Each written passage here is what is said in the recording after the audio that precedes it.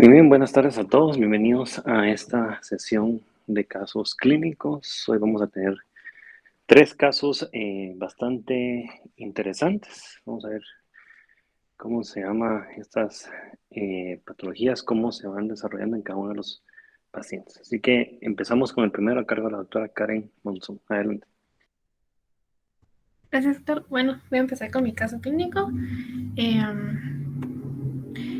pues vamos a tener una paciente femenina de fecha de nacimiento el 20 de noviembre del 68, con una edad de 52 años.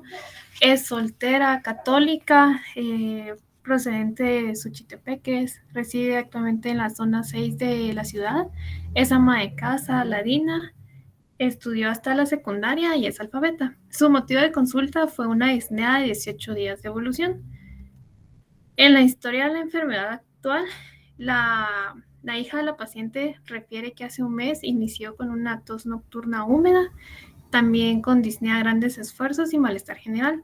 Esta se asocia a una exacerbación de asma, la cual no se resuelve tras iniciar el tratamiento. No refieren cuál fue ese tratamiento. Después de eso, el paciente acude con un médico particular y le da el diagnóstico de COVID-19. Entonces le inicia su tratamiento y un aislamiento de 15 días. Pero durante este periodo refiere que no tolera el decúbito, la tos se incrementó, además inicia con un edema bilateral en los miembros inferiores que ha ido ascendiendo hasta los miembros superiores. Hace 5 días presentó una crisis hipertensiva y disnea, entonces fue trasladado a un sanatorio privado. En este sanatorio le indican que presenta un edema aguda de pulmón, entonces dan el manejo para el edema y lo refirieron al hospital porque presentaba los criterios de hemodiálisis. En sus antecedentes familiares tenemos a su hermana que tiene diabetes tipo 2 y médicos. Tenemos un diagnóstico de asma bronquial de 20 años de evolución. La paciente desconoce su tratamiento y fue diagnosticada por un médico particular. También tiene el diagnóstico de una diabetes tipo 2 con 15 años de evolución, tratada con metformina de 1000 miligramos e insulina ocasionalmente, de la cual desconoce su dosis y el tipo de insulina. También fue diagnosticada por un médico particular. Y hace 5 años también tiene el diagnóstico de una hipertensión, del cual sí desconoce su tratamiento y también fue diagnosticada por un médico particular. Antes que continúe, Karen, solo quiero hacer una pequeña indicación acá. Es que esta situación de que los pacientes no conozcan su tratamiento no es tan infrecuente, ¿verdad? Alguien dirá, puchica, ¿cómo no va a saber qué está tomando o qué se aplica, cuándo se aplica? Créanme, es muy frecuente, ustedes lo estarán viendo en los servicios, ¿verdad? O en la emergencia, que son cosas que uno dice, pues yo cuando he tomado algo, sé que estoy tomando, cuánto estoy tomando, ¿verdad? Pero la mayoría de gente no. Y a veces, o a veces simplemente los familiares le dicen, aquí está tu pastilla de la presión, aquí está tu pastilla de no sé qué, y ya. Y no hay más información. Y cuando uno le pregunta directamente al paciente, no, no sabe, ¿verdad? Entonces, es más frecuente de lo que piensan. A veces uno puede dilucidar con la información que den las personas de decir, mire, me la tomo cada cuánto, o la dosis me recuerdo que es tanto, entonces uno dice, ah, puede ser tal medicamento. ¿Verdad? Pero, como les digo, es a veces. La mayoría de veces necesitamos saber el nombre, que nos lleven, ¿cómo se llama? La caja del medicamento o el medicamento, una foto, algo, ¿verdad? Porque esto parece como que fuera meme lo que voy a decir ahorita, pero eso de una pastilla chiquitilla blanca que me tomo, de veras, así le dicen a uno. O a veces dicen una pastilla amarilla y uno dice, ¿cuál? Pues miles de pastillas de cualquier tamaño, que es grande para usted, que es chiquita para usted, o sea, solo para que lo tengan en cuenta, que estos se pueden topar mucho, ¿verdad? Y cuando ya ustedes miren pacientes por lo privado, traten de educar a sus pacientes en que tengan apuntado en algún lado qué es lo que toman o llevarlo a la consulta cada vez que lleguen, esto es lo que estoy tomando, ¿verdad? O si son así, pues para que uno también tenga la noción de qué está tratando en el paciente y no esté uno adivinando qué, o probando, mire, le vamos a dejar medicamento, resulta que eso ya tomaba, entonces no le va a funcionar, o sea, un montón de cosas. Pero, como les digo, es algo que no le ponemos tanta atención, pero es muy importante, sobre todo en tratamiento de enfermedades crónicas como hipertensión, diabetes y demás. Continuamos. Gracias. Bueno, siguiendo con los antecedentes no patológicos, tenemos inmunizaciones que la paciente refiere no estar vacunada contra COVID-19. En su alimentación, esta es balanceada con predominio de carbohidratos y 3 tiempos de comida. En el perfil social, la paciente vive en una vivienda propia, de techo de lámina, paredes de adobe, tiene 5 habitaciones y cuenta con todos los servicios. Además, vive con sus 2 hijos y sus respectivas parejas y 4 nietos. Y depende económicamente de sus hijos y tiene 3 gatos y 4 gallinas de mascotas.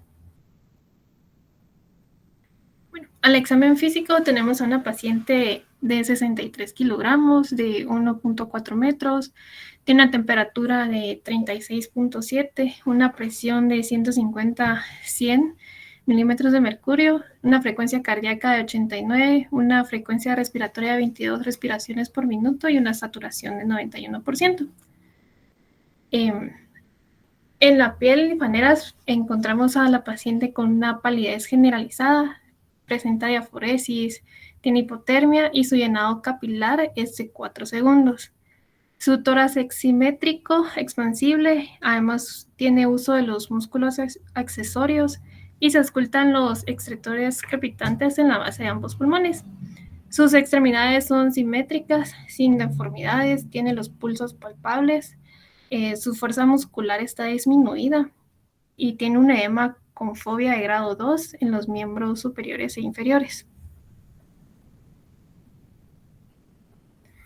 Bueno, en las impresiones clínicas, por la historia y todo, podemos pensar de primero en una nefropatía, por las manifestaciones del edema y de los antecedentes que tiene la paciente. También tenemos el edema pulmonar, que puede ser secundario a esta nefropatía, una acidosis metabólica que también puede ser secundaria a la nefropatía y sobre todo por la diabetes, y la diabetes por antecedente y la hipertensión también por antecedente. De ahí en sus laboratorios tenemos una hematología de glóbulos blancos de 5.000, una hemoglobina de 7.20, un hematocrito del 23.5% y plaquetas de 211. En su química, la glucosa es de 95, la creatinina de 10.21, su sodio es de 140, el potasio de 4.59, un fósforo de 5.88, calcio de 8.03 y una albúmina de 3.6. En su coagulación encontramos la ATP en 11.1, una TPT de 25.6, INR de 441 y el fibrinógeno de 541. Bueno, la filtración glomerular con la química se calculó y esta era de 3.9 y con eso se pudo hacer la clasificación de CAIGO, que según esta filtración está en G5 y por el valor de la albúmina está en A1. Algo que me parece a mí curioso de sus laboratorios es la glucosa, porque a pesar de tener la diabetes y no recordar como su tratamiento o saber si lo está como tomando adecuadamente, esta aparentemente está normal, pero no sabemos si esto también puede ser secundario a la nefropatía porque puede presentar una glucosuria. Entonces, para eso tendríamos que hacer una orina más sedimento. Sin embargo, ahí ya no encontré los resultados. Y también algo que me faltó acá, que también ya no encontré los resultados, fueron de los gases que también podrían ayudar a valorar si la paciente estaba cetoacidótica o tenía alguna otra alteración metabólica.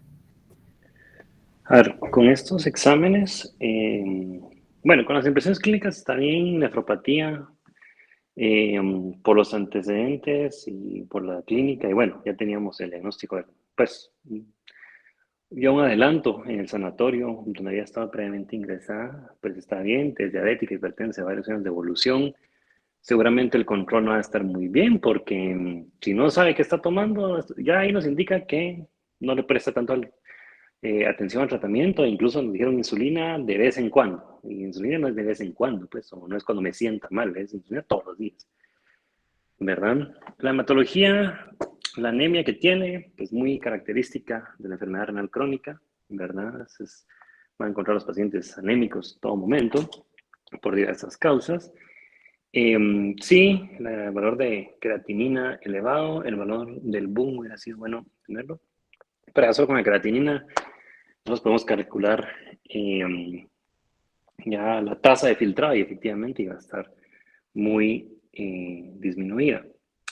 Sí, la glucosa puede estar en 95, lo que aparenta dice, bueno, tal vez está normal, ¿verdad? Pero ¿qué podría hacer esto si el tratamiento ha sido, por lo que estamos viendo en la historia, irregular? Usualmente cuando empiezan los pacientes a tener falla renal crónica y siguen con su tratamiento habitual de lo que estén utilizando, recuérdense que la depuración por vía urinaria va a ser menor de los medicamentos, entonces tienden a circular más y por ende sus efectos se van a prolongar más o van a estar más tiempo activos. Entonces por eso esto nos puede aparecer así. Esto es muy común cuando los pacientes utilizan, por ejemplo, sulfonilureas, ¿verdad? Diabéticos con sulfonilureas que ya no debiéramos utilizar, pero hay mucha gente que los usa todavía. Y empiezan a desarrollar falla renal crónica, incluso ya hasta con hipoglicemia, porque la sulfonilurea ahí persiste, dando vueltas, por así decirlo, y promoviendo sus efectos. Igual puede pasar con la insulina, entonces hay que tener cuidado con eso. Sí, también glucosuria.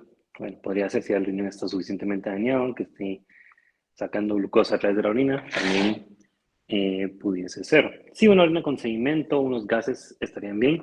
Los gases es más para ver si tiene acidosis metabólica, no cetoacidosis, porque ya cetoacidosis estamos hablando de una complicación aguda de la diabetes, la cual solo por el nivel de glicemia no va a tener, ¿verdad? Pero una acidosis metabólica sí, ¿verdad? Por dos razones. La primera, obviamente, enfermedad renal crónica. Y la segunda importante es que ella está utilizando metformina. Una de las complicaciones principales de la metformina es acidosis láctica, ¿verdad? Y en pacientes con una tasa de filtrado glomerular menor de 30, no debieran usar metformina por esta situación. Entonces, obviamente esta paciente no sabía que era renal crónica hasta ahorita, pero como está usando metformina, puede ser que ya empiece a desarrollar acidosis láctica y eso sumado a la acidosis metabólica que produce la falla renal crónica, pues obviamente complica más el cuadro. Entonces recuérdense eso, por favor, metformina con una tasa menor de 30, no la utilicemos, ¿verdad? Mayor de 30 está bien, pero menor de 30 ya no utilicemos otros medicamentos, ¿verdad? O insulina.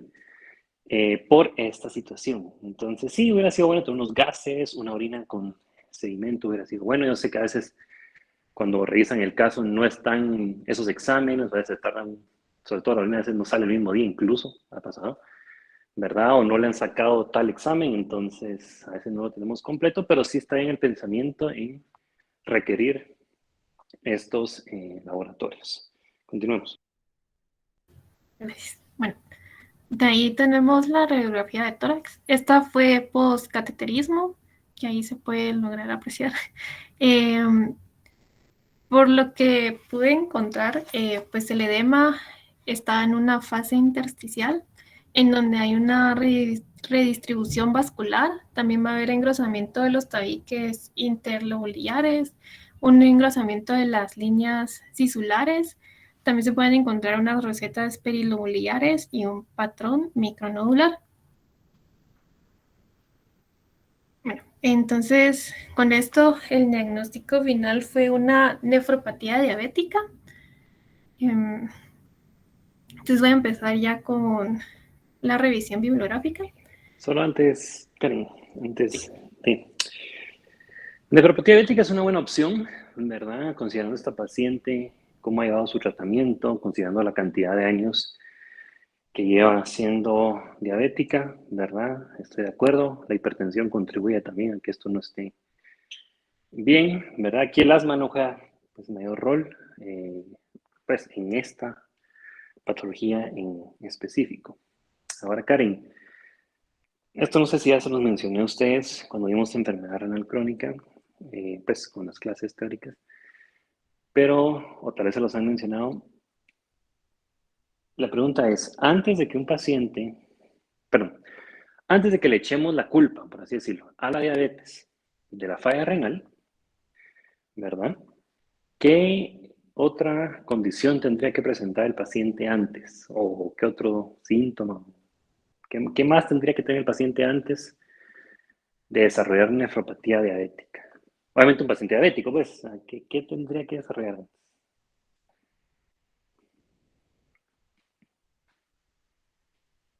Claro.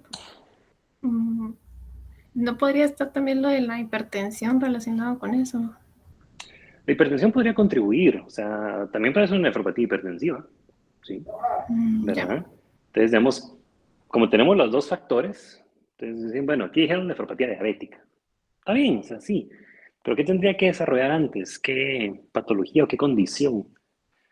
¿Verdad? No sé si se recuerda, no sé, tampoco me acuerdo si se los mencioné en su momento, ¿verdad? ¿No? Si no saben, no importa, pues, No, no recuerdo ¿no? ahorita.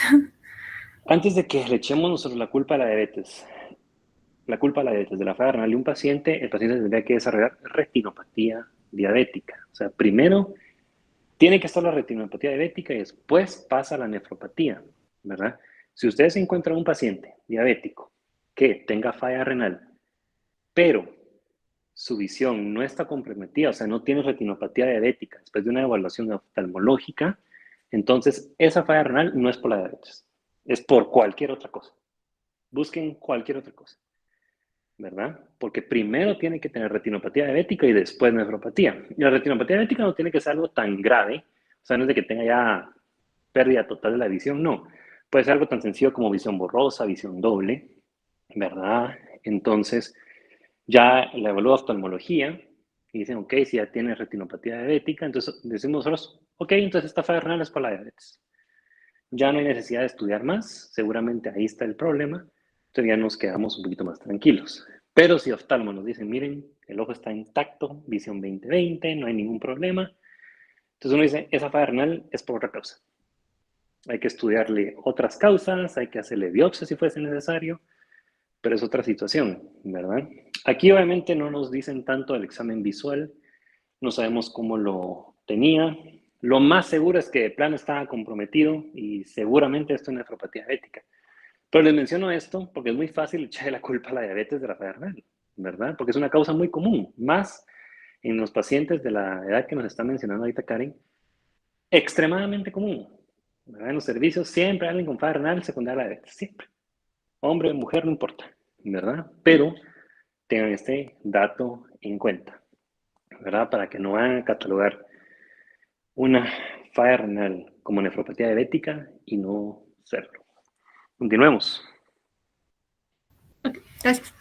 Em, bueno, voy a empezar definiendo la nefropatía diabética, que sabemos que es una complicación de la diabetes a nivel de la microvasculatura renal. Entonces, los pacientes con diabetes presentan una mayor tasa de filtración glomerular, em, que está mediada por una mayor relajación de las arteriolas aferentes comparado con las eferentes. Eh, con esto hay un aumento del flujo sanguíneo a través del capilar glomerular y eleva la presión. Cuando esta condición se manifiesta por un tiempo, se va a producir entonces la hipertrofia glomerular y hay un aumento en la superficie capilar glomerular causando las alteraciones hemodinámicas. Entonces, el transcurso de esta enfermedad va a ser que durante los primeros 5 años los pacientes tienen un estado de hiperfiltración secundario por el incremento del flujo plasmático renal y la presión capilar glomerular relacionada con los cambios del eje renina-angiotensina. Después, cuando hablamos de que ya transcurrió unos 20 años de la enfermedad, ya hay un deterioro mayor que es progresivo de la tasa de filtración glomerular y se acompaña de una microalbuminuria. Después esta ya se va a acompañar de una proteinuria leve o moderada hasta que llega a una etapa final en donde la proteinuria ya es severa y ya hay un síndrome nefrótico o una insuficiencia renal crónica. Algunos factores de riesgo para desarrollar la nefropatía son la duración y el grado de la hiperglucemia, que el paciente tenga hipertensión o dislipidemia, también el tabaquismo o el antecedente familiar. Entonces, esta imagen la puse para recordar un poquito de la fisiopatología, en donde hay varios factores que van a participar en el desarrollo para esta nefropatía. De primero voy a mencionar a los productos avanzados de la glicosilación, que estos cuando hay una hiperglucemia persistente se van a generar por la glicosilación proteica no enzimática reversible hasta que se vuelven irreversibles por una sucesión de reordenamientos en su estructura. Entonces, los receptores de estos van a estar en las células endoteliales, mesangiales, tubulares y en la musculatura lisa. Pero cuando se unen, van a liberar citoquinas proinflamatorias, factores de transcripción y factores de crecimiento. También está el estrés oxidativo, que en esta patología hay un aumento de este estrés oxidativo en todas las estructuras del riñón. Entonces va a haber una alteración del funcionamiento del glomérulo por el daño de las células mesangiales y el endotelio glomerular. Otro mecanismo es la vía de los polioles, que estos están implicados en la formación del sorbitol, que inicia en la acción de la enzima aldosa reductasa, que convierte irreversiblemente la glucosa en sorbitol. Pero en la hiperglucemia, en los estados de hiperglucemia, se produce mayor cantidad de sorbitol. Entonces, esto va a producir el edema por aumento de la presión osmótica intracelular. También está la proteína sinasa C, que esta suele estar activada en los diabéticos y a su vez también ocasiona el estrés oxidativo, causando daño en la macro y en la microcirculación del organismo. Los daños que va a generar esta vía son alteración de la permeabilidad renal, alteración en la tasa de filtración, fibrosis del tejido intersticial y engrosamiento de la membrana basal. De ahí voy a mencionar el sistema renina-angiotensina, que este está activado por la proteinuria. Entonces los niveles de angiotensina 2 están elevados y esto lleva a una esclerosis del glomérulo. Los podocitos van a presentar acumulaciones de proteínas oxidadas y mitocondrias dañadas, porque la angiotensina 2 va a inducir la formación de especies reactivas de oxígeno que lleva a un aumento de la filtración glomerular. Por esta razón también es que una parte del tratamiento está enfocada a bloquear a la angiotensina 2, pero después vamos a hablar un poquito de eso. Otro factor importante es la inflamación, donde las citoquinas son determinantes de la aparición de las complicaciones microvasculares, como es la nefropatía diabética. Entonces, en un estado de hiperglucemia va a estar asociado a la activación de los mecanismos de inflamación que producen las citoquinas. Las citoquinas que se relacionan con esta nefropatía son la interleucina 1, 6, 8 y el factor de necrosis tumoral. Este último también está asociado con la retención de sodio y la hipertrofia renal. Y por último, tenemos el factor genético, en donde hay unos pacientes que, sin importar si tienen diabetes tipo 1 y 2, o también sin importar si tienen un control de la glicemia, van a sufrir la nefropatía diabética. Ahora, los signos y síntomas de esta enfermedad, las primeras etapas son asintomáticas, por eso es que la mayoría de pacientes ya llegan en un estado grave. También tenemos la microalbuminuria, que suele ser el primer signo alarma, la hipertensión, el edema y los síntomas de uremia como náuseas, vómitos y anorexia.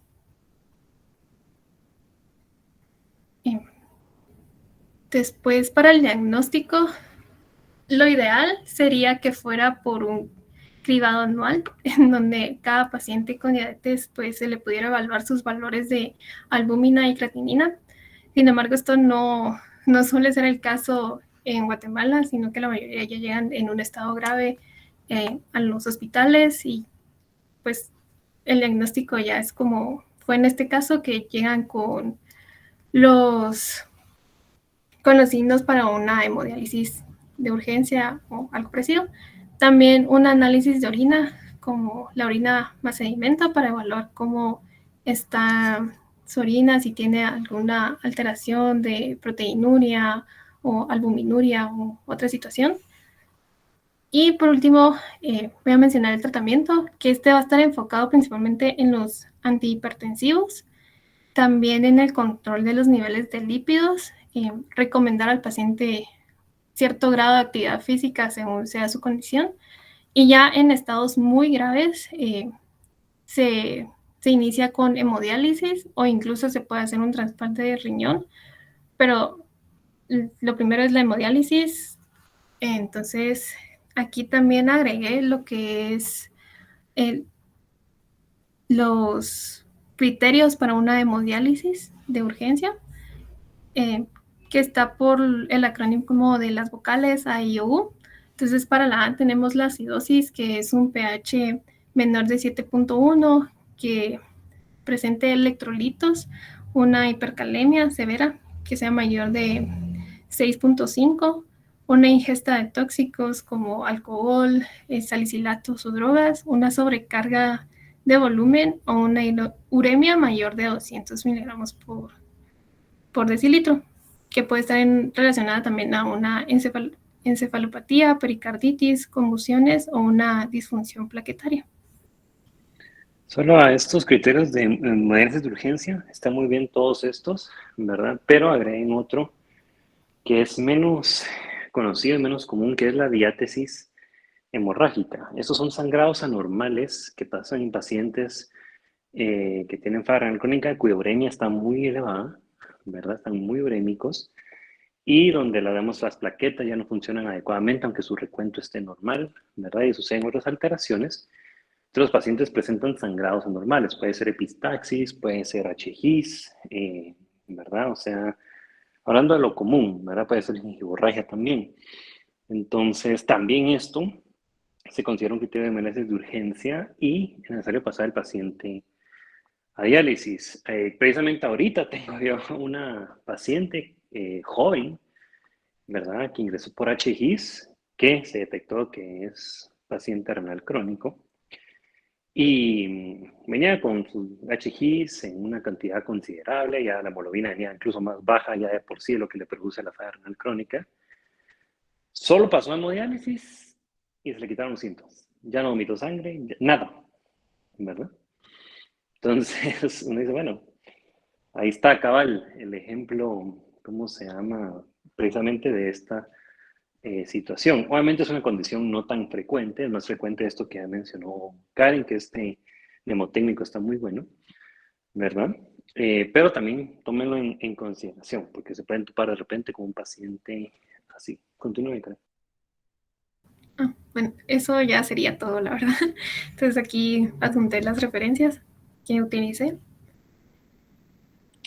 Muy bien, perfecto. Entonces, muchas gracias, Karen. Preparemos la siguiente presentación en lo que yo digo los últimos puntos de este primer caso clínico. Nefropatía diabética es algo que se va a enfrentar mucho en el futuro, jóvenes, y más si siguen medicina interna, se van a enfrentar mucho con esto. La diabetes también se considera una pandemia, ¿verdad? Hay mucha obesidad infantil, mucho trastorno, ¿cómo se llama?, de este tipo, desde la niñez, ¿verdad? Nuestro vecino México es el país con mayor obesidad infantil a nivel mundial. Son tasas alarmantes, ¿verdad? Que predisponen a mucha complicación posteriormente, ¿verdad? Y diabetes es una de ellas. Entonces, como les digo, se van a enfrentar mucho con esto. Esto es un tema que está en constante revisión. De hecho, es el año pasado salió por así decirlo, un nuevo cálculo de la tasa de filtrado glomerular utilizando CKD-EPI, ¿verdad? Y eso nos indica la importancia de que esto se sigue estudiando, no se queda estático, ¿verdad? Y como les digo, es una patología que se van a topar mucho, es difícil, porque no solo hay que ver el tema de la falla renal, hay que controlar la diabetes, que la falla renal uno dice, bueno, diálisis o hemodiálisis cuando ya sea necesario y se logra, pero la diabetes, controlarla y evitar llegar a este punto, eso es lo difícil, ¿verdad? Entonces, sí es de ponerle mucha atención, mucha dedicación a estos pacientes. Cuesta, muchachos, cuesta la gente, cuesta, es muy terca con el tema de la diabetes, ¿verdad? Nadie quiere estar tomando medicamento de por vida o inyectándose insulina, ¿verdad? No aceptan el diagnóstico o más si son jóvenes, pues no, lo miran como una sentencia de muerte y no, o sea, un paciente diabético puede tener su vida prácticamente normal si es disciplinado con su tratamiento, tanto farmacológico como no farmacológico, ¿verdad? Que eso es lo complicado, ¿verdad? Pero qué bueno que trajeron este caso, ¿verdad? El día de hoy para recordarnos de la importancia del tratamiento de la diabetes y la prevención de sus complicaciones. Bueno, seguimos con el segundo caso clínico del día de hoy a cargo del doctor Diego Vázquez. Adelante. Gracias, doctor.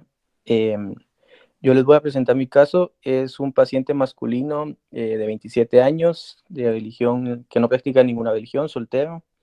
De su profesión es una licenciatura en Administración de Empresas, procedente de la ciudad de Guatemala, residente en zona 15 de la ciudad de Guatemala. En escolaridad tiene una licenciatura, ladino. El motivo de consulta de este paciente fue una alteración del estado de la conciencia de 4 horas de evolución. En la historia de la enfermedad tenemos la que nos compartió la historia fue la madre, ya que el paciente llegó inconsciente. La madre refiere que el paciente se encontraba en casa tomando alcohol durante toda la tarde. Mientras pasó esto, él expresó que no quería seguir viviendo y aproximadamente 4 horas antes de que llegara al hospital, el paciente cayó súbitamente al suelo y se presentó con convulsiones tónico-clónicas. Por ese motivo, el paciente decide consultar a un centro privado. El paciente ingresó al área de choque del centro privado en estado ictal, donde se administraron 5 miligramos de midazolam, con lo que el paciente quedó en estado posictal por aproximadamente 3 minutos. Luego presentó nuevamente una convulsión tónica, donde se administraron nuevamente 15 miligramos de midazolam y 5 de diazepam, quedando nuevamente en estado posictal. En el centro privado, posterior a esto, se realizó un panel de drogas en el cual el paciente dio positivo a consumo de benzodiazepinas, anfetaminas y metanfetaminas. Debido al Glasgow que tenía el paciente en ese momento, se le dio plan educacional a la madre acerca de la necesidad que había de intubación orotraqueal para proteger la vía aérea. Sin embargo, la madre no quiso por motivos económicos y decidió trasladar al paciente al Hospital Roosevelt. En antecedentes familiares no tiene ninguno. En médicos, el paciente es un paciente VIH positivo, diagnosticado hace 5 años en el Hospital Roosevelt, con seguimiento en la Clínica 17. Él tiene un tratamiento con efavirenz, emtricitabina y tenofovir, no tiene complicaciones. Además, fue diagnosticado con depresión hace 5 meses en el Hospital Roosevelt igualmente, y tiene tratamiento con escitalopram. Quirúrgicos no tiene ninguno, traumáticos tampoco, alérgicos tampoco. En vicios y manías, la madre dijo que el paciente consume éxtasis. Ella desconoce la cantidad y desde hace cuánto, ya que esto se lo acababa de contar un amigo cuando el paciente empezó a convulsionar. Además, refiere consumo de alcohol una vez a la semana, desconoce la cantidad y desde hace cuánto tiempo. Y consumo diario de tabaco, desconoce también la cantidad y desde hace cuánto tiempo. En perfil social y antecedentes no patológicos, tenemos que es un paciente con una dieta balanceada de 3 veces al día, se hidrata con 1 litro de agua diario, micción 4 veces al día, defecación 1 vez al día, 8 horas de sueño, una casa propia con construcción tipo block, 2 niveles, 4 habitaciones, con todos los servicios básicos. La situación familiar y social es un hogar integrado por los padres y 3 hermanos. Y tienen un gato y 2 perros. En Antes que exámenes físicos. continúe, Diego, ¿verdad? Este caso es distinto a lo que hemos visto con anterioridad, jóvenes, porque ahora estamos viendo un paciente que, por lo que ha estado consumiendo desmesuradamente, obviamente hay cosas que son ilegales, ¿verdad? Llega a la emergencia con este cuadro clínico, ¿verdad? Aquí, obviamente, eh, tendríamos que hablar más directamente con el paciente posteriormente y todo, pero eh, es común que pacientes jóvenes que se diagnostican con VIH porque él tenía 27 años ahorita y 22 porque fue hace 5 años el diagnóstico cuando le dijeron, bueno, es VIH positivo, ¿verdad? Entonces, más común en pacientes jóvenes que cuando les dicen este diagnóstico, básicamente piensan que la vida se les acabó, ¿verdad? Que ya, como él lo está expresando, ¿qué sentido tiene vivir con esto, ¿verdad? Con VIH, sabiendo que nuestra sociedad aún no está preparada mentalmente para aceptar a los pacientes VIH positivos como una enfermedad crónica más y ya. Si se recuerdan cuando hablamos de VIH hace algunos meses, ¿verdad? Todavía hay mucho tabú alrededor de esta enfermedad, entonces no es como que alguien diga, es que soy diabético. Nadie pela el ojo. Bueno, diabético. X, ¿verdad? O es que soy hipertenso. Está bueno, ¿verdad? Pero si él dice, es que soy VIH positivo, todo el mundo se alarma, ¿verdad? Todo el mundo se alarma. Incluso, ¿verdad? Gente que estudia medicina también puede llegar a alarmarse. Entonces, la sociedad no está preparada para esto. Y un paciente tan joven que tenga esto y que le digan que tiene esto, sea cual sea, como lo ha adquirido, ¿verdad? Es muy difícil, muy difícil. Y a pesar de que por lo que vemos en perfil social, tiene un hogar integrado. O sea, si la mamá dio la historia, quiere decir que la mamá sabe que es positivo, ¿verdad? Posiblemente los hermanos, papá también, pero es alguien que ahí está, o sea, tiene una familia que alrededor que lo está apoyando, lo cual es raro porque muchas veces la familia, cuando se enteran que uno de sus integrantes es positivo, lo alejan o lo van alejando poco a poco, lo van marginando, ¿verdad?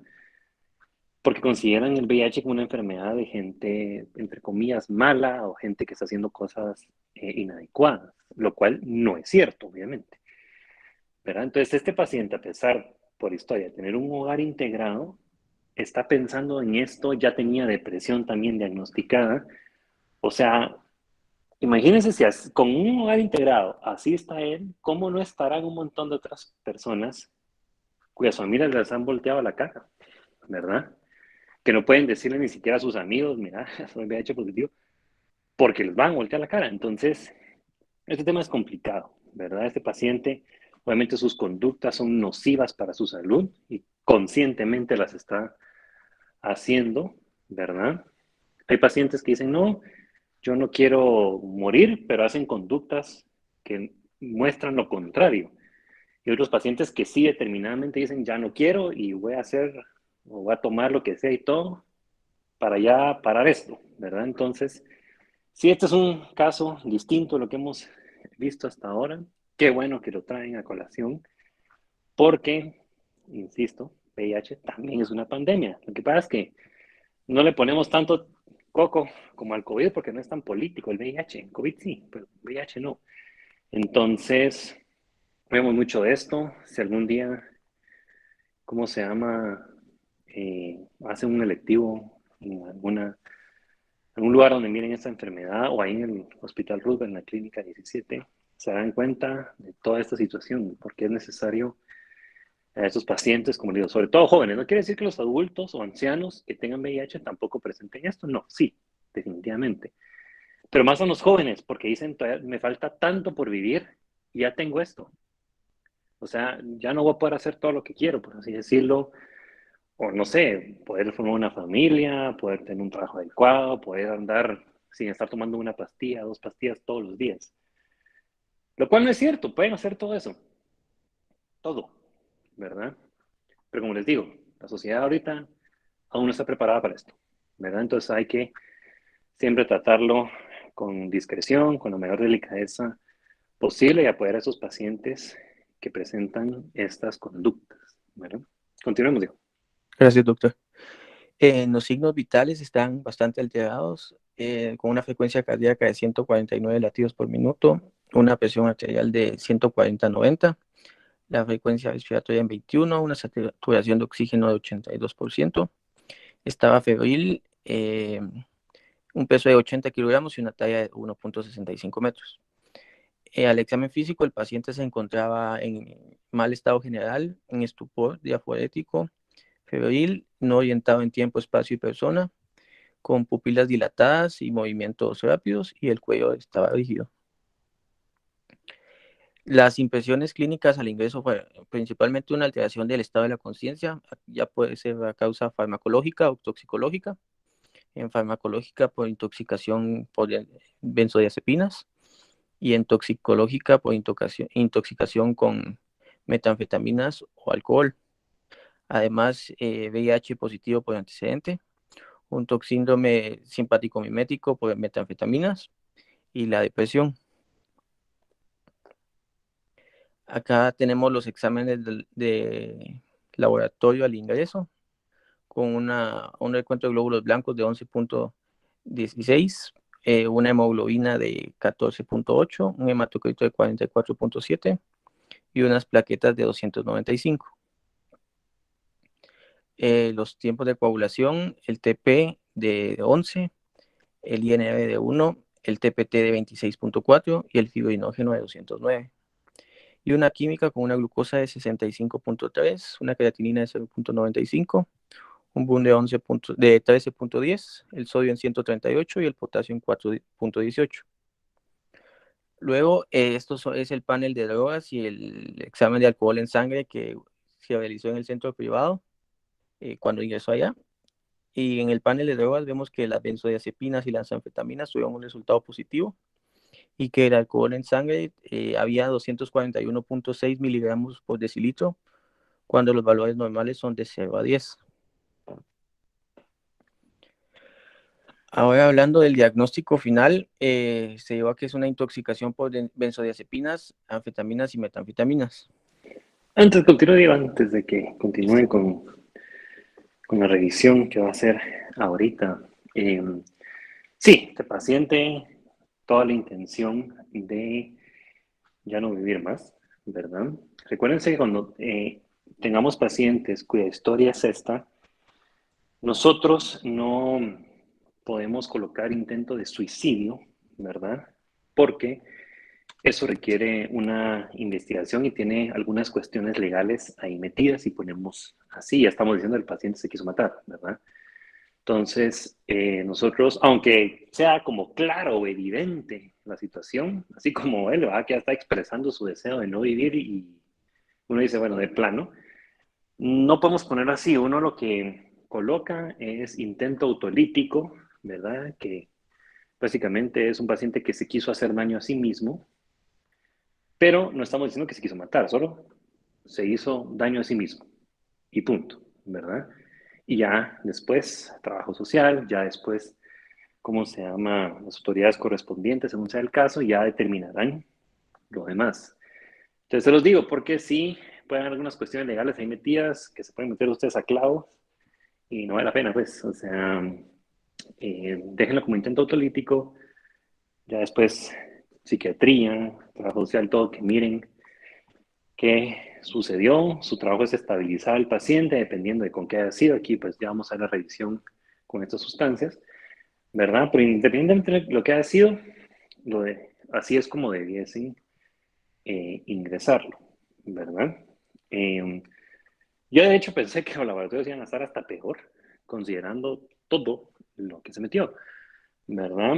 Pero creo que la edad le benefició ahorita, creo que ayudó a que no se descompensara tanto, ¿verdad? Obviamente sigo convulsionando y con un montón de otras cosas, definitivamente, ¿verdad? Pero, ¿cómo se llama?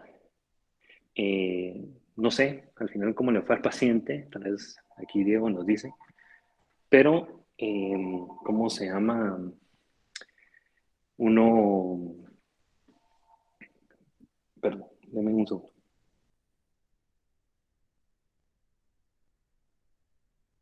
Ya. Pues sí, uno no sabe, no sé si saben cómo le fue al paciente, tal vez nos pueden decir, Diego, posteriormente, pero si recupera la conciencia y todo, tal vez es bueno poder hablarle, poder platicar con él, ¿verdad? Poder, ¿cómo se llama? Determinar qué fue lo que pasó, qué es lo que ha estado pensando, por qué ya no quiere vivir, ¿verdad? Porque incluso en antecedentes dice que estaba tomando un tratamiento, que está en tratamiento, entonces no sabemos si es que ya se aburrió, que tiene muchos efectos adversos, que no se siente bien, no sé, muchas cosas que pueden ser. Entonces, sí, si tenemos el dato, pues de repente el paciente logró salir de esto, ya se practica con él, y pues ya junto con la clínica y todo el equipo multidisciplinario de ahí, pues se determina qué se puede hacer, ¿verdad? Pero eh, sí, el paciente iba con toda la intención, ¿verdad? Mezcló muchas cosas distintas, ¿verdad? Lo que hace que sus efectos se potencien. Entonces, es de actuar rápido. En estos casos es de actuar rápido, tratar de estabilizar lo más pronto al paciente. Si hay necesidad de intubarlo, lo intuban. Si hay necesidad de cualquier cosa, lo hacen, de pasarle antídoto, dependiendo de qué ha tomado, si hacer diálisis, si es algo dializable, o sea, lo que sea, ¿verdad? Y ya después, pues irlo monitorizando y esperando que mejore. Bueno, Diego, dale con la revisión de la recuperación. Gracias, doctor. Bueno, ahora voy a hablar un poco de las benzodiazepinas y de la intoxicación por benzodiazepinas. Las benzodiazepinas son medicamentos de amplio uso y están entre los fármacos más prescritos. Estos tienen propiedades ansiolíticas, hipnóticas y sedantes y son causa frecuente de intoxicaciones agudas, ya que es difícil que esto llegue a una intoxicación grave, a menos que, como usted mencionaba, se junten o se haya coingesta con otros fármacos o como el paciente lo hizo con alcohol.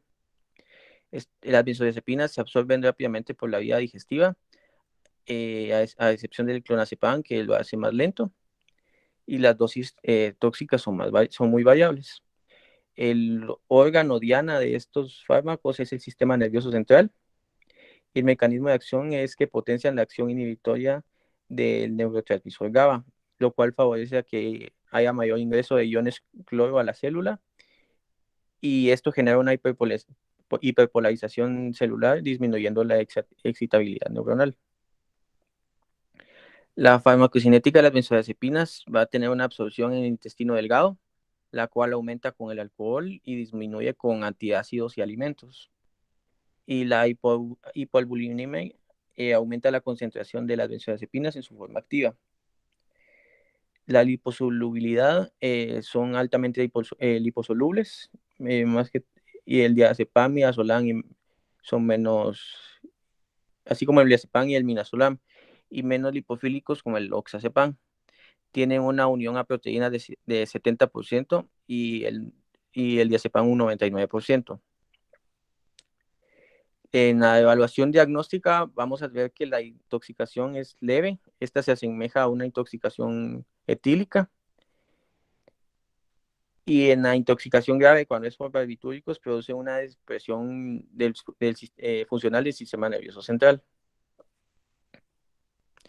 Ahora hablando de las anfetaminas, estas son sustancias que, a lo contrario, en lugar de deprimir, son estimulantes del sistema nervioso central, con absorción rápida digestiva, y sus concentraciones máximas llegan en 1 a 2 horas.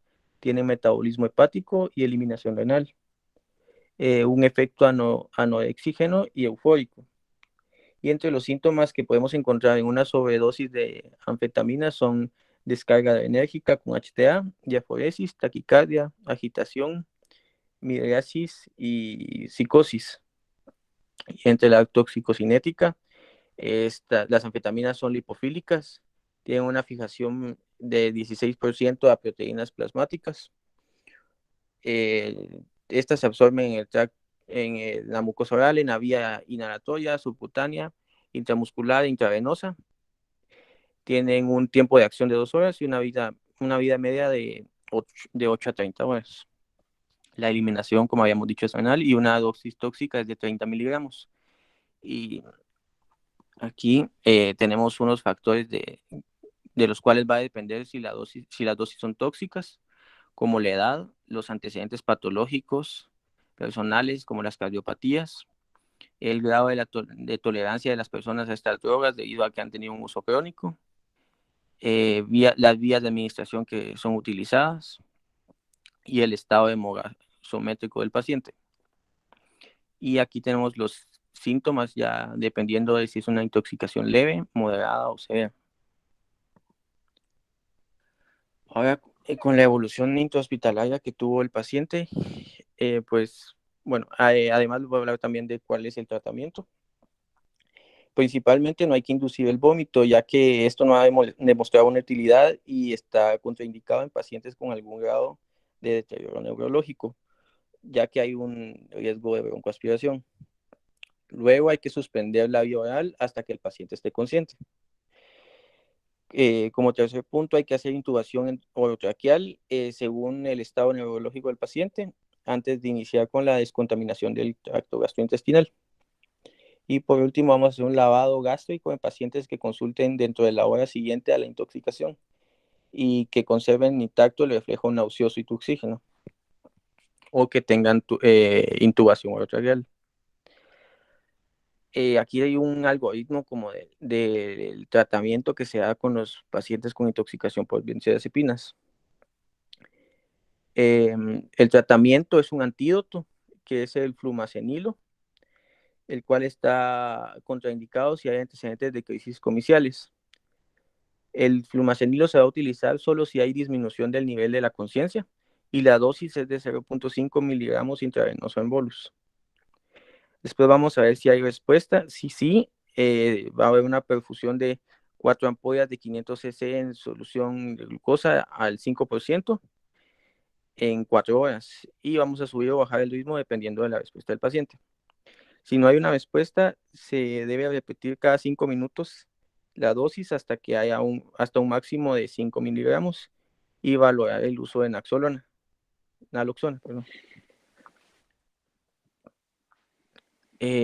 Aquí también hay un algoritmo que vamos a utilizar en el tratamiento de intoxicación de anfetaminas. Lo principal, vamos a controlar los signos vitales. Luego vamos a ver que la vía aérea esté permeable y aspiramos las secreciones. Como siguiente punto, la respiración y después la circulación. Vamos a ver que si haya presencia de pulsos o si están ausentes. Si estos están ausentes, hay que iniciar inmediatamente con reanimación, con masaje cardíaco y respiración boca a boca. Y el tratamiento para la intoxicación de anfetaminas, a diferencia de las benzodiazepinas, no tiene un antídoto. Entonces el tratamiento en la mayoría de las intoxicaciones por anfetaminas va a ser únicamente sintomático. Y por último tenemos los laboratorios posterior a la recuperación del paciente. El paciente se recuperó el estado de conciencia y se hizo consulta a salud mental y a la clínica 17. El paciente fue ingresado, fue subido a pisos para que salud mental le diera seguimiento debido a los intentos autolíticos. Y con el doctor Velázquez y el doctor Octavio se vio que iba a medirse la carga viral del paciente.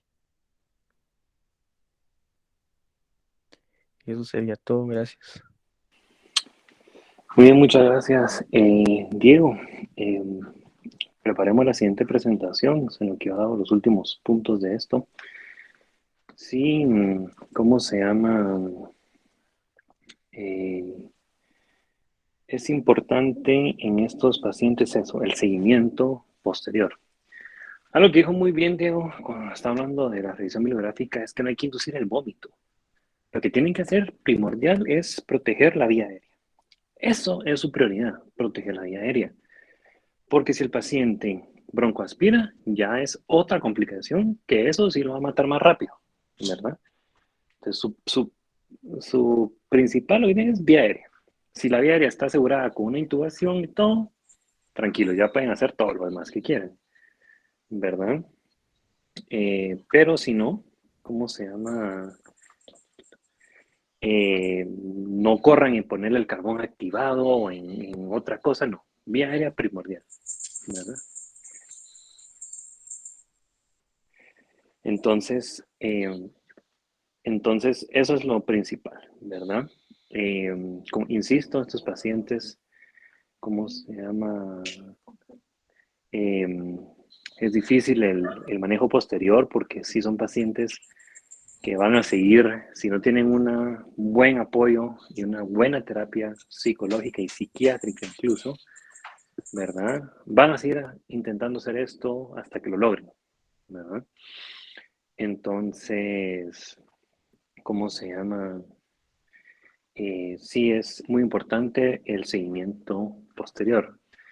Sí hubiese sido bueno, ¿cómo se llama? Yo sé que eso no sale rápido, va a tener la carga viral con todo ese CD4 para ver qué tan bien controlado estaba, si se estaba tomando el medicamento o no, o si ya lo había dejado porque dijo, bueno, ya no, y cosas de estas, ¿verdad? Pero lo bueno es que tengo entendido que se recuperó, que logró salir de esto, y ahora es de apoyar a estas personas, ¿verdad? Recuérdense, yo soy esta enfermedad de VIH me gusta bastante todo lo que la engloba, ¿verdad? No porque me guste ver a la gente mal, no, o sea, no me malentiendan, sino porque, ¿cómo se llama? Es algo que, como les digo, es una enfermedad crónica más y la gente no lo logra ver así. Incluso médicos, algunos, no lo logran ver así, ¿verdad? Y es triste porque esos pacientes terminan así, haciendo esto, o consumiendo otras cosas, o llevando una vida, ¿cómo se llama?, de peligro para sí mismos, lo cual no es necesario, no es necesario, ¿verdad?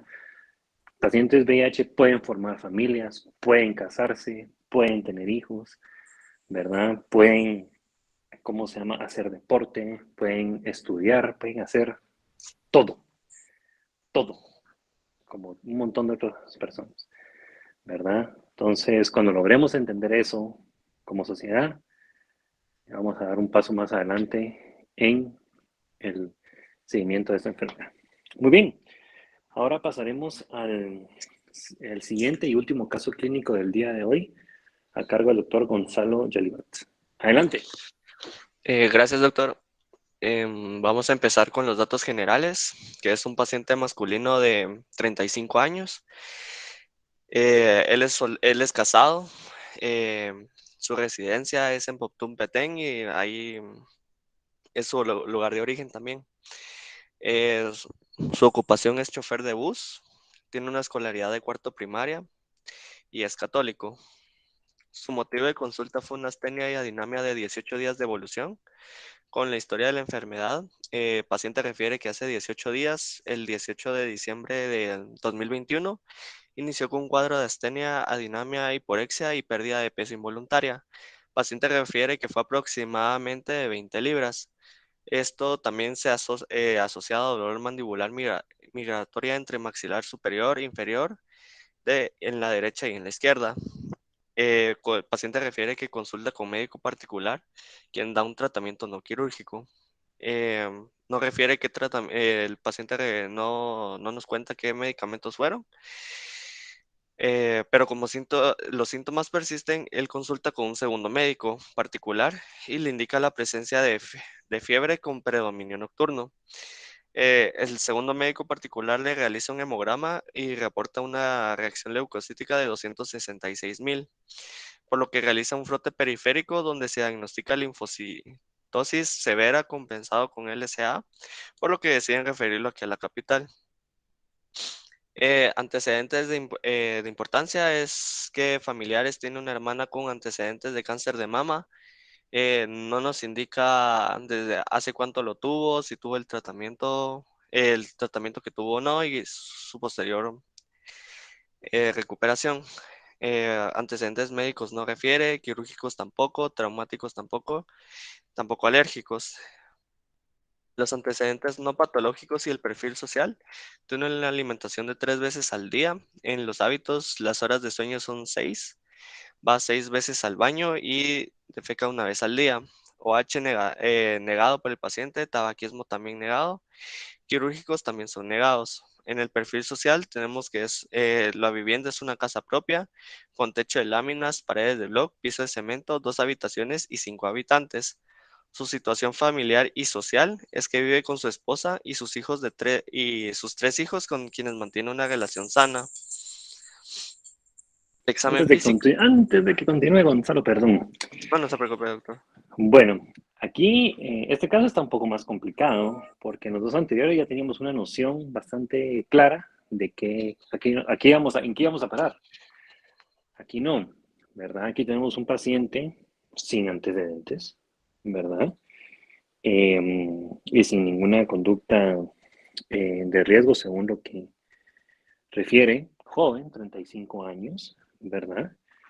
Con una historia, pues sí, un poquito más crónica de usar, que son 18 días de astenia e inamia. Entonces uno dice, ok, un paciente sano, pues previamente joven, sin nada más, ¿qué podría estar sucediendo? Obviamente, tenemos lo del dolor en el maxilar superior, ¿verdad? Y cómo se llama la fiebre de predominio nocturno, que son síntomas pues muy vagos, o sea, eso cualquier cosa lo puede dar. Lo que ya nos va indicando es el recuento de, ¿cómo se llama? Glóbulos blancos. 266,000. Me dicen, ok, con esto puedo trabajar. Yo sé que muchos estarán pensando, esto está tirando algo neoplásico, ¿verdad? Algún tumor líquido, leucemia, linfoma, sí. Pero recuérdense que también las reacciones leucemoides, que sería en este caso, ¿verdad? Pueden darse en otras patologías también. También es cierto que no a este nivel, ¿verdad? Pero a veces pueden encontrar reacciones leucemoides de 60,000 blancos, 50,000, y ya están pensando esto va a ser neoplasia. Y tal vez no, tal vez era otra cosa, ¿verdad?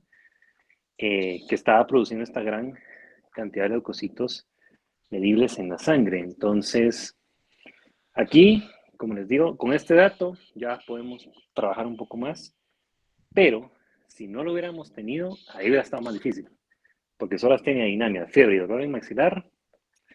Cualquiera hubiera dicho, es estrés, puede ser COVID, ¿verdad?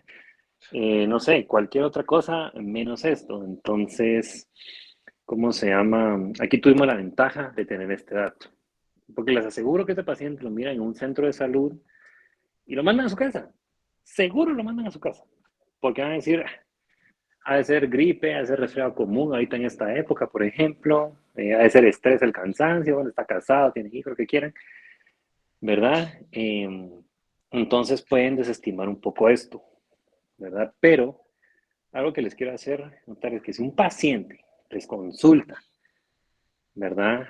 Por esto es que realmente el dolor, la fiebre o la astenia, la dinamia en este caso, es lo suficientemente molesta o lo suficientemente importante para el paciente como para estar consultando, ¿verdad? ¿Quiénes de nosotros no nos hemos sentido cansados?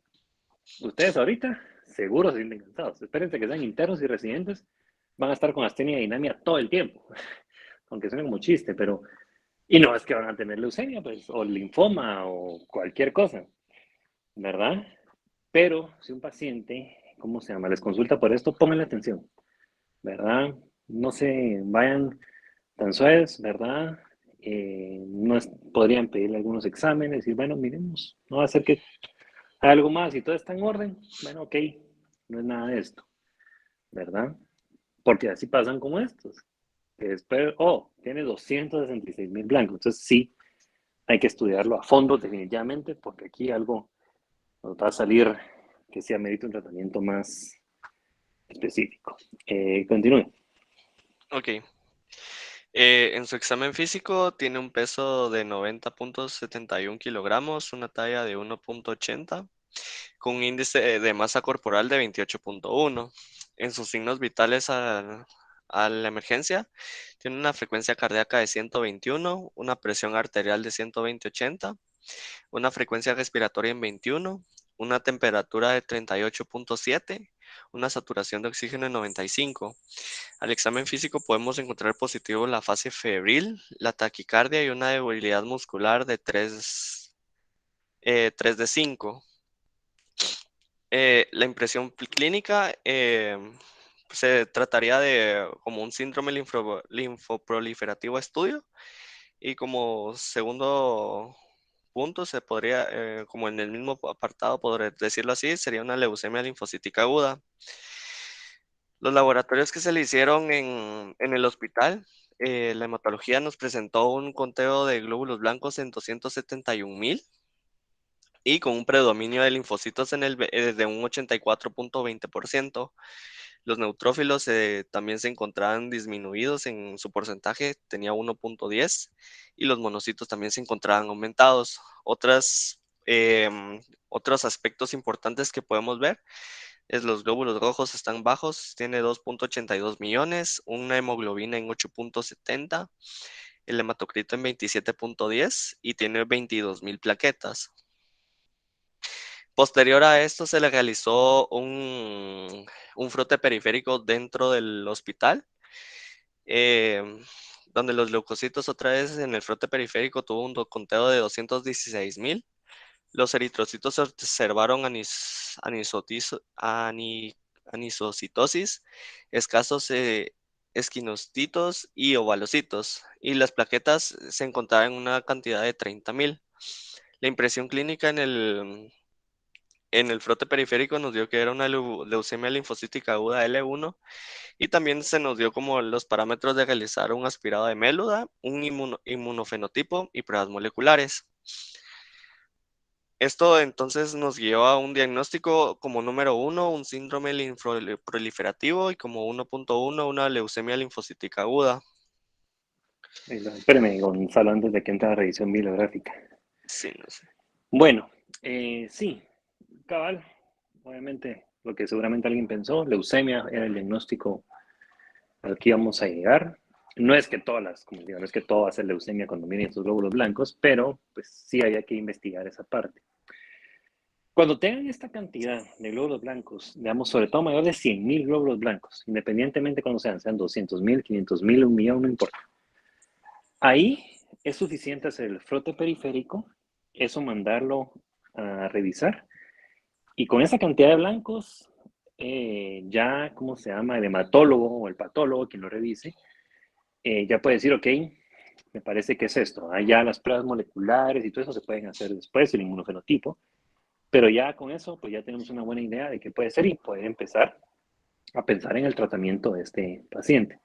Entonces, si es más de 100,000 glóbulos blancos, frote periférico es suficiente. Si está abajo de 100,000, ahí sí es necesario ir a la fábrica, a la médula ósea, hacer un aspirado de médula ósea y eso, mandarlo, ¿cómo se llama?, a que lo revise. Porque con menos de 100,000 glóbulos blancos puede ser que el frote periférico no sea suficiente o no logren identificar adecuadamente qué puede estar pasando, ¿verdad? Entonces ahí sí necesitamos un aspirado de médula ósea, ¿verdad? Realmente en este caso con 271,000 que tenía el ingreso, más que suficiente frote periférico, ¿verdad? E incluso a eso, a esa sangre periférica, le pueden hacer las pruebas sin necesidad de ir a aspirar médula ósea. Obviamente lo ideal es tener médula ósea y eso mandarle a hacer todas las pruebas moleculares que quieran, pero digamos, si no se puede obtener muestra con las plaquetas tan bajas, hay que tener cuidado también al hacer ese tipo de procedimientos porque pueden sangrar, o el paciente no quiere que se le haga médula ósea, que también puede ser. Entonces, se puede hacer en sangre periférica, pero como digo, siempre y cuando arriba de 100,000 glóbulos blancos. Algo antes de que entre a la revisión Gonzalo, que vamos a ver, es que en pacientes que tienen estos leucocitos tan aumentados, ¿verdad? También están predispuestos a complicaciones por formaciones de trombos blancos, ¿verdad? En hombres, importante, porque eso ya lo vi yo, y lo vi, de hecho, más seguido de lo que yo pensé que lo iba a ver. ¿Cómo se llama? Bueno, particularmente, en hombres, ¿verdad? ¿Cómo se llama? Esto, formación de trombos blancos, sobre todo cuando hay esta gran cantidad de leucocitos en sangre, pueden irse a cualquier parte y en hombres irse al pene y producirles un priapismo, ¿verdad? El cual es doloroso, el cual no cede, ¿verdad? Y a veces es, ¿cómo se llama?, necesario drenar la sangre directamente del pene, porque ya saben que si ese priapismo no se controla, puede dar problemas de necrosis y un montón de cosas ya más nefastas, ¿verdad? Entonces, en hombres eso es lo que hay que pensarlo también. Yo lo vi en 3 pacientes, que yo jamás pensé que iba a haber algo así. Y en uno de ellos sí hubo necesidad de que llegara urología a drenar la sangre. Entonces ya se imaginan lo doloroso que es ese procedimiento, ¿verdad? En ese lugar, que drenen la sangre directamente del pene, no quiero ni imaginármelo. Entonces, sí es algo que hay que tener en consideración en hombres, ¿verdad? Obviamente mujeres no, ¿verdad? Pero en hombres es algo que pasa. Como les digo, yo lo vi 3 veces, ¿verdad? En distintas ocasiones y años cuando estaba haciendo la residencia. Y sí es algo que les da mucho dolor, mucha pena también, obviamente, porque es que no es que esté pensando en algo de ese estilo, sino simplemente pasó, ¿verdad? Y se le puede atribuir a esta gran cantidad de glóbulos blancos que forman un trombo blanco, que es como se le conoce, ¿verdad? Ya con el diagnóstico de leucemia ya podemos empezar a ver tratamiento y todo. Ya es algo que, qué bueno que a este paciente le hicieron ese mato y qué bueno que detectaron esos glóbulos blancos elevados, porque si no, hubiera estado así saber cuánto tiempo y hubiera llegado con nosotros ya complicado, con sangrados de todos lados, con un síndrome de lisis tumoral, no sé, con cualquier complicación, ¿verdad? Y tal vez no lo hubiera contado. Pero ahorita que lo estamos agarrando a tiempo, pareciera, mucho mejor pronóstico. Adelante, Gonzalo, con la revisión. Ok, vamos a empezar primero por lo que es un síndrome linfoproliferativo, que es un grupo de enfermedades caracterizadas por una proliferación anormal y exagerada de los linfocitos, ya que este es un tipo de glóbulo blanco encargado de protegernos frente a diversas infecciones y frente al desarrollo del cáncer. Los tipos de síndromes linfoproliferativos que nosotros podemos encontrar son los linfomas, la leucemia linfoide crónica, la aguda, como en el caso del paciente, el mieloma múltiple y la micosis fungoide, perdón. Ya centrándonos un poco en la leucemia linfocítica aguda, es una enfermedad neoplásica que resulta de una proliferación clonal de precursores linfoides que se infiltran en la médula ósea y que producen un grado variable de pancitopenia, que puede comprometer diferentes órganos o sistemas y causa la muerte por hemorragias o infecciones, ya que como podemos ver en la hematología, esto puede afecta a los glóbulos rojos, a los glóbulos blancos y a las plaquetas, ya que en la LLA hay demasiadas células madre que convierten en linfoblastos y estos en linfocitos B o linfocitos T. Em, y esto, a medida que el número de linfocitos va creciendo, aumenta la sangre en la médula ósea, por lo que no hay tanto espacio para glóbulos blancos, los demás glóbulos blancos, los glóbulos rojos y las plaquetas. Es por eso que se encuentran tan bajos los niveles de glóbulos rojos, las plaquetas, y por eso también tan bajo el nivel de hemoglobina. Factores que nos pueden predisponer a una LLA es más común en ancianos y en niños y en ancianos, y es muy raro encontrarlo en adultos. Es por eso que es como algo curioso que él con 35 años ya tenga una leucemia linfocítica aguda. También está en algunas literaturas sale que el varón es más propenso a padecer de una LLA, y también la raza blanca también es un factor muy predisponente para el mismo. Los síntomas y signos que podemos encontrar es cansancio, sensación de debilidad, fiebres o sudores nocturnos excesivos, moretones o sangrados que ocurren con facilidad, petequias, pérdida de peso o apetito, muchas infecciones y dificultad para respirar. Así como en el caso del paciente, él vino por la astenia, la dinamia, también por las fiebres que le daba en la noche y también por la pérdida de peso que él nos explicó que fue de aproximadamente 20 libras. Los métodos diagnósticos principales para una LLA, perdón, es un examen de sangre, un frote periférico, que es un procedimiento que analiza la sangre con el fin de determinar la presencia de blastocitos y el número de glóbulos blancos, la cantidad de plaquetas y el cambio de la fórmula de los glóbulos. También está el examen de médula ósea, que es como salió en el frote periférico, que es un aspirado de médula ósea, que este es importante para determinar los marcadores inmunitarios citogénicos y genómicos. También se pueden realizar los frotes periféricos de médula, que estos son muy útiles para distinguir entre una leucemia mieloide y una linfoide. Y el tratamiento consiste en una quimioterapia sistémica, una quimioterapia profiláctica del sistema nervioso central. Y también si se trata de una LLA con un pH positivo, también se recomienda un inhibidor de la tirosina sinasa y tratamiento de sostén. Así como en el caso del paciente, ya no puede revisar los resultados de su boleta, pero sí tenía los stickers para los marcadores pruebas moleculares y dentro de la nota de evolución estaba dependiendo de, mm, de los resultados que saliera, así se iba a aplicar o modificar la quimioterapia que estaba próxima a recibir, ya que es muy importante determinar los marcadores, el inmunofenotipo de la LLA para dar el tratamiento de quimioterapia que sea más efectivo.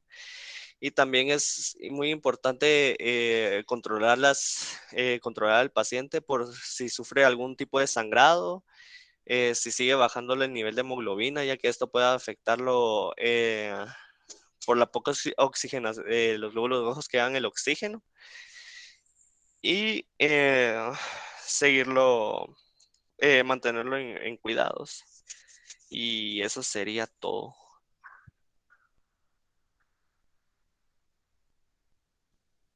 Muy bien, muchas gracias, Gonzalo.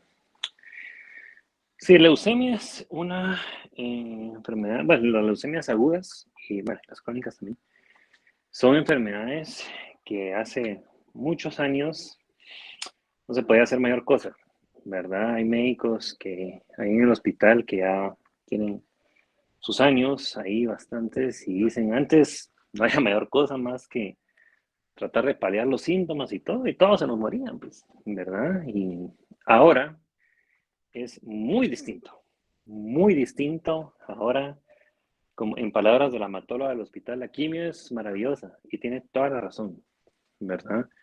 La quimioterapia y los avances en quimioterapia han logrado reducir la mortalidad por esta enfermedad un montón, ¿verdad? No tengo los datos yo exactos, ¿verdad? No es una área realmente que, a la que yo me dedique totalmente, pero sí el tratamiento ha ido revolucionando mucho en los pacientes que se tratan adecuadamente y que pues logran tolerar el tratamiento, les va muy bien, ¿verdad? Entran en remisión, incluso en remisión molecular, que es lo que uno busca, ya pueden continuar su vida posteriormente sin ningún problema. Yo, con experiencia personal, una de mis amigas del colegio tuvo leucemia, ¿verdad? Cuando teníamos 14 años. Sí estuvo en tratamiento mucho tiempo, muchas sesiones, sí estuvo grave y todo, pero ahora, pues ahí está, como si nada, totalmente recuperada, totalmente, ¿cómo se llama? Bien, sin ningún ya secuelas ni nada, ¿verdad? Y ahí está, pues, o sea, entonces, porque se trató a tiempo. Entonces, estos pacientes, como les digo, cuando ya detectemos estas enfermedades, es de tratarlas inmediatamente, no hay que estar esperando, ¿verdad? No hay que ver, bueno, en un mes que venga y le damos quimio. No, no, no, de una vez. Ya tenemos pruebas moleculares, inmunofenotipas, sabemos a qué nos estamos enfrentando. es de tratarla de una vez. Con eso reducimos complicaciones, reducimos mortalidad y le podemos dar una mejor calidad de vida a estos pacientes. Muy bien, jóvenes.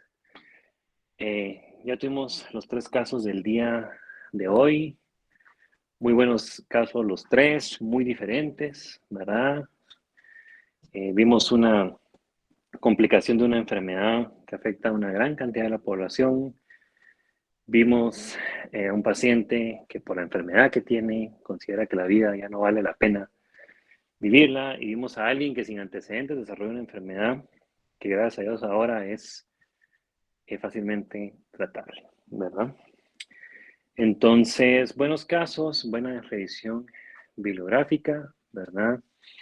Nos tardamos 25 a 30 minutos en cada uno de ellos, o sea, el tiempo estuvo muy bien manejado por los 3, ¿verdad? Entonces, muy bien realizado de nuevo.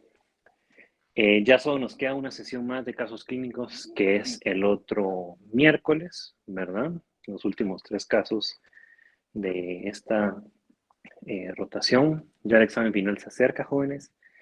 Entonces es de echarle ganas ahorita estos últimos 12 días de su rotación, ¿verdad? Aprovechar al máximo su servicio, aprovechar al máximo a sus residentes, a los jefes de servicio que tengan, ¿verdad? Exprimirles esa última gota de conocimiento a todos ellos, ¿verdad? Para que se vayan con una idea y con una experiencia, lo más bonita posible de lo que es la medicina interna, ¿verdad? Y tal vez en un futuro puedan dedicarse a esto. Así que terminamos por hoy, jóvenes, síganse cuidando, por favor, y nos vemos el otro miércoles para la última sesión de casos clínicos. Que tengan todos una feliz tarde. Gracias, doctor. Gracias, doctor. Feliz tarde, doctor.